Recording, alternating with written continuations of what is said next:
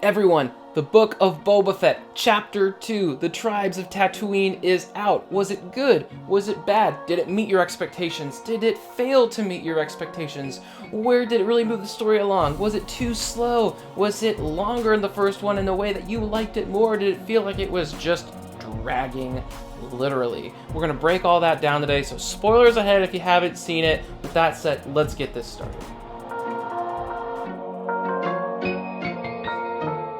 Hey everyone, I'm Brody from the Duel of the Ranks crew. If you haven't checked out our show, we have a podcast where we review all Star Wars content, including Book of Boba Fett and all the movies. We're just getting started, so be sure to check out our podcast if you want to hear more about what we're doing.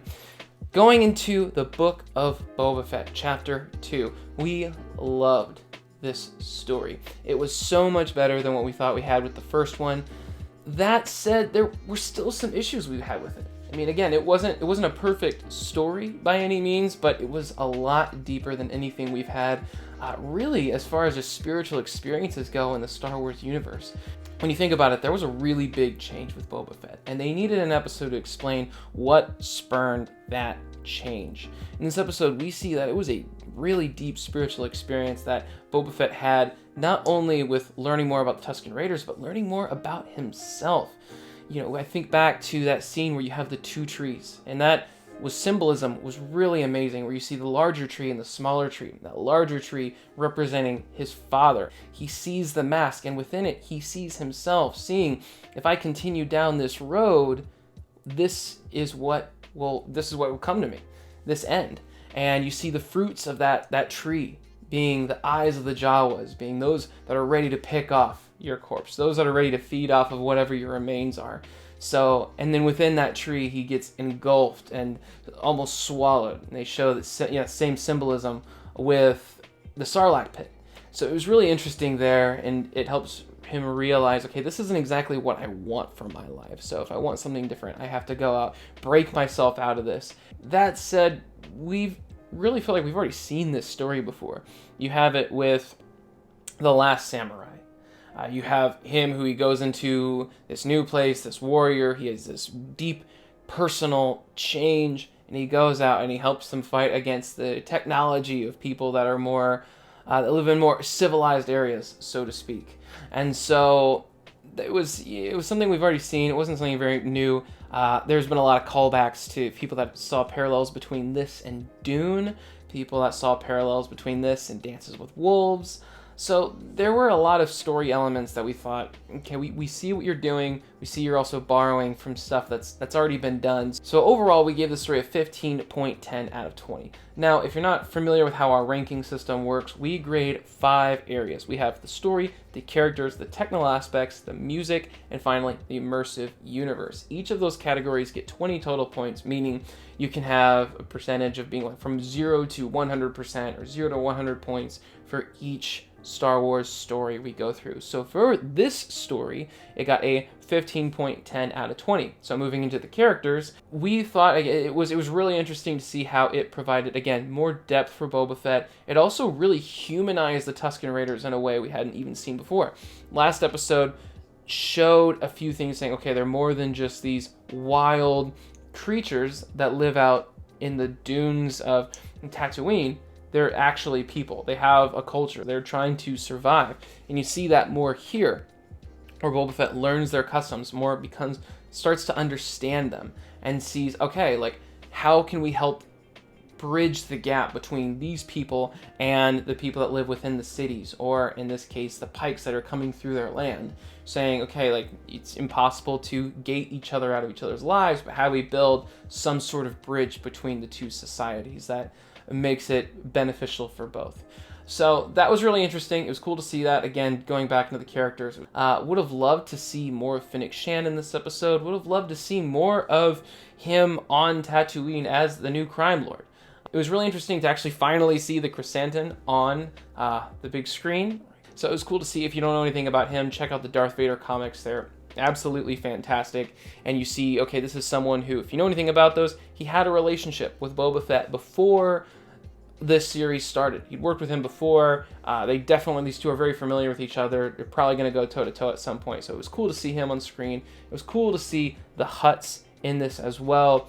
You see how with the Empire gone, all of these different tribes, so to speak, are fighting for power now that Jabba's gone, now the Empire's gone. All these people are fighting for that overall, the territory that is Tatooine. And yeah, so it was cool to see where everyone stands with that, where people are moving within the story. So absolutely enjoyed that. But again, there wasn't really a whole lot of new depth within the characters outside of Boba Fett. So we gave that a 15.4 out of 20. Moving into the technical aspects, it was beautiful. Some of the folks on our crew didn't think the CGI was up to par, didn't think that there was anything like, too groundbreaking here. So that was given a 13.5 out of 20. That said, I personally really liked it. I thought, the CGI on the train chase scene was really, really cool. The choreography was cool. The cinematography was cool. Enjoyed that a lot, but not what this episode came to deliver on. It was more focused on the story of these characters rather than giving you a visual spectacle to marvel at. So then the music, loved that myself as well, although the crew, we gave that a 13.5. I loved how they were able to incorporate Boba Fett's theme from The Mandalorian, how they were playing in his current theme today. That said, they didn't really introduce anything new, just played it within the story itself, and some of the crew didn't really feel like you really walked away really feeling like, I don't even remember what songs were played when, because it wasn't a main focus within the episode.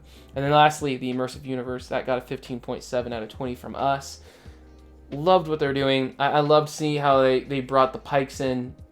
First time we've seen them in the TV show. I think they were in Solo, a Star Wars story. Let me know in the comments, but I'm pretty sure they were in that as well. So it was cool to see the Pikes Crime Syndicate moving spice through Tatooine to wherever they're trying to move it to. Not sure why they needed a train instead of just dropping a ship in, but whatever. Hey, it was cool to see. It was cool to see them in it. And how Boba Fett shows how he's very familiar with them, and so he's able to help bridge, hey, this is what you need, this is what the Tusken Raiders need, let's bridge this, showing he is the perfect leader for Tatooine because he understands all these different tribes. I've seen the biblical parallels with, you had the first episode, The Stranger in a Strange Land, which is pulled from Exodus. Now you have the tribes of Tatooine kind of paralleling that with the 12 tribes of Israel, seeing, okay, this is a person who understands all this diversity. He's the person who it makes the most sense for him to be upfront and in charge with all of these people because he has the greatest experiential knowledge and understanding of how all of these different tribes operate. And so it helped make everyone flourish and prosper under his rule. So that was really cool.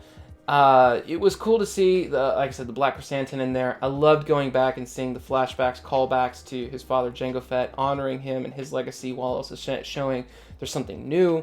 Learning more about the Tusken Raiders was really cool. And then I loved how they ended the episode where I could be wrong here, but it seems like they're really honoring Tamara Morrison's Mari culture with that dance that you have at the very end of the episode, where it seems like it's honoring the Haka. So that was really cool to be able to see. And then if you didn't know it, the Tusken Raiders actually used their own sign language, which came from a cast member who is deaf, and he actually uses sign, and so he came up with their own sign language for the episode and for the Tusken Raiders. So, which is used here. So it was really neat to see all this, how Star Wars is just growing and growing from people's things that are outside of the Star Wars universe, how it's coming into Star Wars and helping build that through their own experiential knowledge, their own life circumstances, how it's able to pour into this and make the Star Wars universe so much richer for it. So overall, the episode got a 73.2 out of 100, which may sound like a poor score to some folks. Again, it wasn't a bad episode, but we gotta remember, we're ranking this, we're comparing all Star Wars content, and when you stack this up against something like The Empire Strikes Back, it's not likely to get a 100 out of 100. Still a very good story nonetheless. Absolutely enjoyed it. If you haven't checked out the episode, go to Disney Plus, sign up, watch the episode, watch the show. It's fantastic. And honestly, if you haven't watched the episode, I'm surprised you're this far into the video and my review on it, but hey, whatever, we'll take the views. And speaking of views, and if you like this week's video, be sure to like and subscribe. If you have any comments, put it in the comment section below. We'd love to hear from you. And again, this is just a small clip. This is just a small overview clip of what the actual whole review was. So if you want to hear the entire review, be sure to go to the Duel of the Ranks podcast as every Friday morning. We're releasing those full reviews from the entire crew and how we came out to our score overall. That said, our YouTube channel, we do have these overview videos, and we're going to be releasing clips of hot takes and so just some of the best clips from those episodes. So be sure to give us a subscribe so you never miss any of those videos that come out. So yeah, and if you want to check out all things Duel of the Ranks, go to dueltheranks.com, where you're going to be able to see our blog. You can join our newsletter. If you have hot takes of your own and you want to share them with us and we can shout them out on the show, do that, because we will be sharing those hot takes. I've already got some good ones. And if you want to join our sessions every Thursday night at, I think, 7 o'clock Central Time, we go live. And if you want to join our audience, well, we've got the links on our website too for you to do that. So yeah, go check out dueltheranks.com. Thanks for checking out this week's video, and we look forward to you checking us out next week for the Book of Boba Fett, Chapter 3.